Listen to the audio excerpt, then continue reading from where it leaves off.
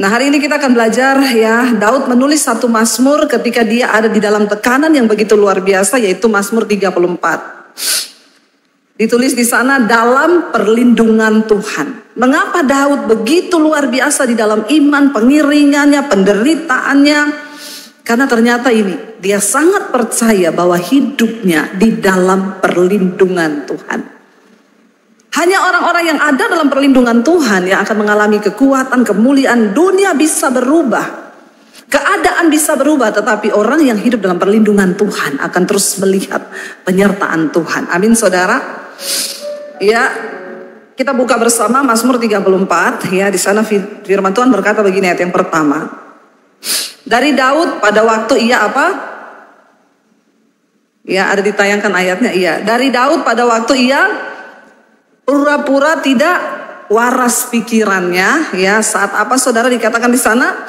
Di depan Abimelek sehingga ia diusir lalu pergi. Saya yakin di antara kita hari ini mungkin kita pernah mengalami pergumulan yang cukup berat, tetapi belum ada dari antara kita yang pura-pura gila dan tidak waras. Ada di sini yang pernah pura-pura gila? Atau saya gila beneran, Bu? Malah nggak pura-pura gila, udah gila beneran nih karena pergumulan. Tidak ada dari kita, saudara. Kenapa Daud pura-pura gila? Kita tahu bersama kisahnya ketika Daud hendak dibunuh oleh Saul. Dia lari ke beberapa tempat pelarian. Salah satunya pertama dia lari ke kota para imam. Cuma untuk minta roti. Daud pernah mengalami waktu di dalam pelarian. Dia kelaparan, tidak punya apa-apa. Ada di antara saudara yang menderita, lalu saudara kelaparan dan tidak ada yang bisa saudara makan? Ada yang pernah mengalami itu, bisa angkat tangan? Belum ada ya, berarti kita tidak sehebat yang apa dialami Daud ya. Saudara, dikatakan dia mendatangi imam waktu itu untuk minta roti karena dia kelaparan di dalam pelariannya. Lalu akhirnya dia sampai di negeri orang Filistin. Kenapa dia lari ke negeri orang Filistin? Karena dia tahu Filistin itu musuh bangsa Israel. Jadi tidak mungkin Saul akan datang ke negeri orang Filistin.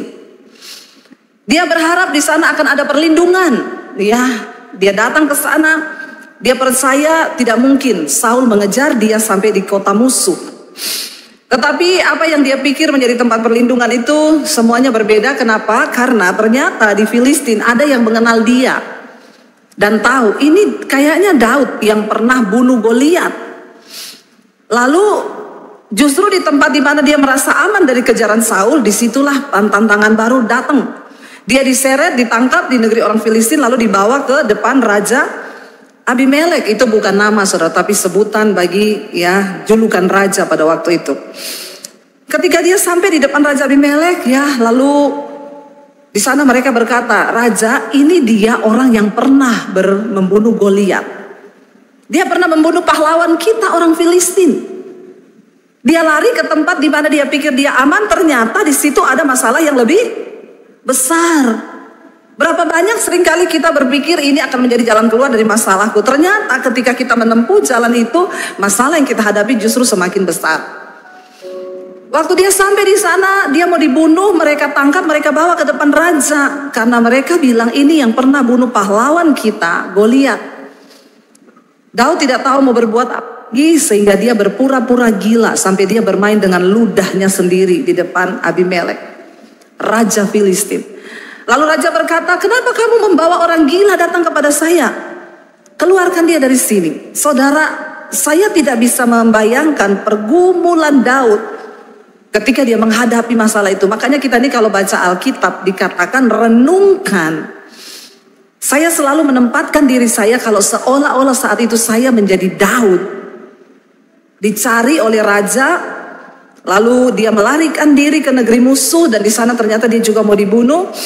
Tetapi kenapa Daud begitu tenang melewati semuanya? Katakan ayat yang kedua, Mazmur 34, dia bilang, aku hendak memuji Tuhan pada segala waktu. Jadi ingat ya, ayat ini, pasal ini ditulis Daud waktu ia pura-pura tidak waras pikirannya, ya, di depan Abimelek sehingga ia diusir lalu pergi. Di sana dia katakan, aku hendak memuji Tuhan pada segala waktu, puji-pujian kepadanya tetap di dalam mulutku. Saudara, waktu kita memuji Tuhan di gereja, kita lompat-lompat itu gampang karena kita lagi di gereja. Kalau kita datang di gereja, masalah itu rasanya hilang, lupa saudara. Tapi ketika kita pulang dari gereja, kita menghadapi kehidupan yang sesungguhnya. Bagaimana iman kita? Apakah kita cuma memuji Tuhan waktu kita lagi ada di gereja? Atau ya Daud berkata, aku akan memuji Tuhan pada segala waktu. Berarti bukan hanya dalam keadaan yang baik. Mari kita hari-hari ini benar-benar menjadikan hidup kita sebagai penyembahan kita kepada Tuhan. Sehingga Daud berkata pada segala waktu. Waktu baru gajian, waktu punya uang, waktu dapat bonus, waktu semuanya aman, suami baik, bagi kita memuji Tuhan itu mudah. Tapi ketika keadaan kita lagi tidak baik, ketika kita sedang diperhadapkan dengan situasi yang begitu sulit, apakah kita masih tetap mau memuji Tuhan, saudara? Orang yang diam dalam perlindungan Tuhan adalah orang yang selalu ada pujian keluar dari mulutnya dalam segala waktu. Tidak ada jaminan bagi anak Tuhan atau orang Kristen bahwa dia tidak akan menderita di dalam hidupnya. Nggak ada ayat yang menjamin. Yesus bilang, ikutlah aku, maka hidupmu akan senang. Engkau tidak akan punya pergumulan. Tidak ada ayat yang berkata demikian. Firman Tuhan berkata, barang siapa ingin menjadi muridku, sangkal dirimu, pikul salibmu, ikut aku, kata Yesus. Bicara tentang sangkal diri, pikul salib itu tidak enak, saudara. Ya, mari kita hilangkan konsep kita menjadi orang Kristen itu, wah seneng, pokoknya masalah selesai, utang lunas, hello. Ikut Tuhan, ya ada masalah. Tetapi Daud berkata, kenapa dia tenang, dia beryakin dan percaya dia adalah perlindungan Tuhan? Karena dia bilang, pujian kepada Tuhan selalu ada di mulutku setiap waktu. Saya berdoa supaya saudara di sini semuanya, bukan hanya di gereja ya, kita kalau nyanyi lompat, wah kita menyembah Tuhan. Tapi di rumah ketika kita menghadapi persoalan, waktu kita berantem suami istri juga, ya coba nyanyi. Amin apa amin. Ya, di sini saya tuh kadang lihat orang Kristen tuh kalau bahasa roh itu hebat saudara ya. Di gereja tuh bahasa roh itu sampai naik ke langit tingkat 7. Malaikat aja keriting mungkin dengarnya. Tapi begitu sampai di rumah suami istri berantem, ya itu nggak tahu sudah pakai bahasa apa itu. Ya Rasul Paulus bilang biar engkau bisa bahasa malaikat sekalipun, kalau engkau tidak memiliki kasih dalam hatimu maka itu semua bohong. Makanya saya nggak pernah bangga kalau orang bahasa rohnya kenceng. Tidak menjadi jaminan. Ya, bisa jadi di rumah dia berantem cakar-cakaran. Makanya saya selalu berkata tidak jadi jaminan di gereja itu orang bahasa rohnya kenceng, nyanyinya lompat-lompat. Sorry, Tuhan nggak lihat itu. Tuhan lihat hidupmu. Bagaimana kita mempersembahkan hidup di gereja, di rumah, itu harus sama. Karena kehidupan kekristenan yang sesungguhnya bukan waktu engkau masuk dari pintu itu. Tapi waktu engkau keluar dari pintu gereja, itulah kehidupan kekristenanmu yang sesungguhnya. Daud bilang, pujian kepada Allah ada di dalam mulutku di dalam segala waktu. Artinya apa? Bukan hanya dalam hal yang baik. Memuji Tuhan. Ketika engkau lagi dalam tekanan, pergumulan, engkau sudah nggak tahu hidup bagaimana ke depan. Teruslah memuji Tuhan, saudara. Ya, kenapa? Karena Alkitab berkata, Tuhan tuh bertata di atas pujian penyembahan kita. Jadi di dalam segala waktu. Ayat yang ketiga dikatakan, kita lihat apa kunci dari kemenangan Daud di dalam kehidupan pengiringannya kepada Tuhan. Ayat yang ketiga dia bilang sana, karena Tuhan jiwaku apa? Bermegah. Biarlah orang-orang yang rendah hati mendengarnya dan bersuka cita. Karena Tuhan jiwaku bermegah. Hari ini apa yang saudara megahkan di dalam hidupmu, saudara? Ya, jangan pernah berbangga karena merek mobilmu.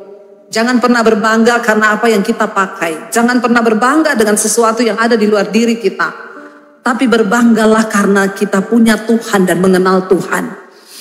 Itu yang selalu menjadi harapan. Maaf, di tengah ketakutan, bahkan di tengah bayang-bayang maut sekalipun, kita tidak akan mudah takut atau goyah imannya. Kenapa? Saya selalu berkata, aku mati hari ini, aku berbahagia karena aku mengenal Tuhan dan aku punya Tuhan di dalam hidupku. Itu kebanggaan, saudara. Apa yang bisa membuat manusia itu takut ya ketika dia diperhadapkan dengan kematian? Tapi orang yang memiliki Tuhan, mengenal Tuhan dengan benar, itu akan menjadi sebuah kebanggaan. Kita bermegah karena Tuhan. Jangan bermegah karena yang lain.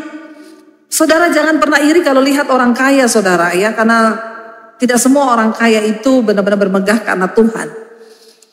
Firman Tuhan berkata saudara dalam Pengkhotbah pasal yang ke-5 ayat yang ke-19. Pengkhotbah pasal 5 ayat yang ke-19 saudara di sana dikatakan firman Tuhan bilang begini. Setiap orang, ya ayat yang ke-18 berarti ya, ini ayatnya 5 ayat 18. Nah, setiap orang yang dikaruniai Allah kekayaan dan harta benda dan kuasa untuk menikmatinya, untuk menerima bahagianya dan untuk bersuka cita dalam jerih payahnya, itu pun juga karunia Allah. Jadi bagi saudara yang hari ini diberikan kekayaan, engkau harus minta kasih karunia Tuhan agar engkau diberi karunia untuk bisa menikmati kekayaan itu. Karena ada banyak orang kaya tapi dia tidak bisa menikmati kekayaannya itu. Bahkan Alkitab berkata kekayaan itu tidak bisa sekalipun membuat orang kaya itu bisa tidur nyenyak.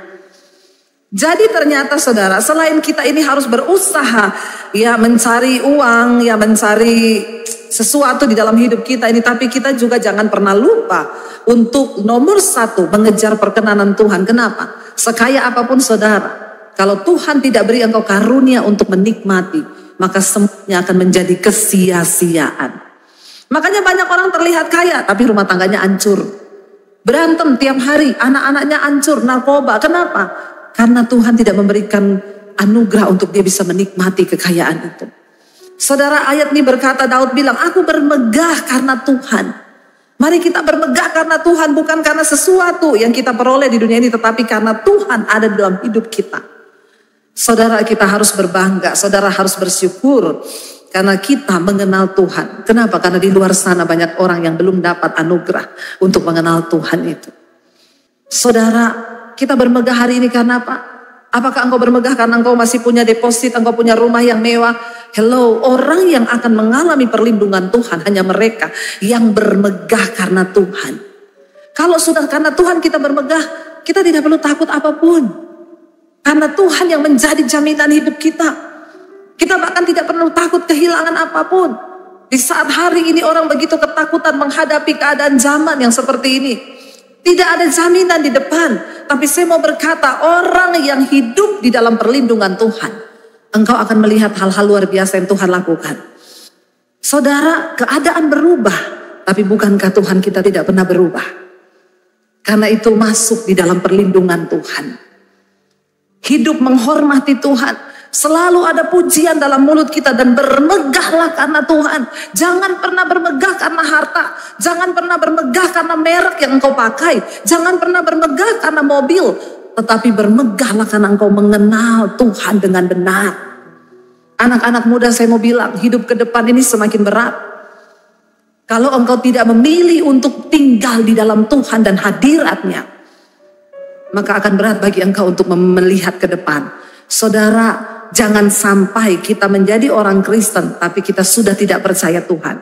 Karena sekarang banyak, apalagi anak-anak muda dengan masa ya teknologi seperti ini, rasanya untuk mempercayai Tuhan tuh ya kayak ada anak sekolah minggu ditanya sama mamahnya, tadi kamu di sekolah minggu diajar apa? Jadi gini mah, waktu itu kan Musa kan membawa bangsa Israel keluarkan mah dari Mesir, terus akhirnya ketika dikejar sama Fir'aun ada laut di depan mereka, terus Musa ambil HP mah, dia telepon. Lalu helikopter datang. Terus bangsa Israel dibawa menyeberang. Terus mamanya bilang, kayaknya ceritanya tidak seperti itu. Terus mama mau percaya ditulis di Alkitab. Saya cerita mama yang masuk akal aja mama gak percaya. Apalagi kalau aku cerita yang ada di Alkitab. Itu lebih tidak masuk akal lagi, Ma. Itu Musa ambil tongkat, dia belah laut jadi jalan. Hello. Saudara boleh tertawa ya. Tapi ini loh yang terjadi kalau engkau tidak mengajarkan iman kepada anak-anakmu. Jujur loh, gak usah anak-anak kita aja. Berapa banyak logika kita berjalan di tengah masa sulit. Apa iya Tuhan masih sanggup menyediakan roti dari burung gagak memberi makan Elia? Banyak di antara kita yang berkata percaya pada Tuhan, tapi sebenarnya Alkitab berkata dari hati lagi dengan iman mereka sudah tidak mempercayai. Makanya Yesus berkata, kalau aku datang kedua kali ke dunia ini, adakah iman aku dapati? Ayo saudara, tetap percaya kita punya Tuhan yang berkuasa. Tuhan yang sanggup membalikan keadaan dalam waktu sekejap. Ketika kita mau benar-benar menghormati hidup dalam kekudusan, supaya engkau menjadi orang yang layak tinggal di dalam perlindungan Tuhan.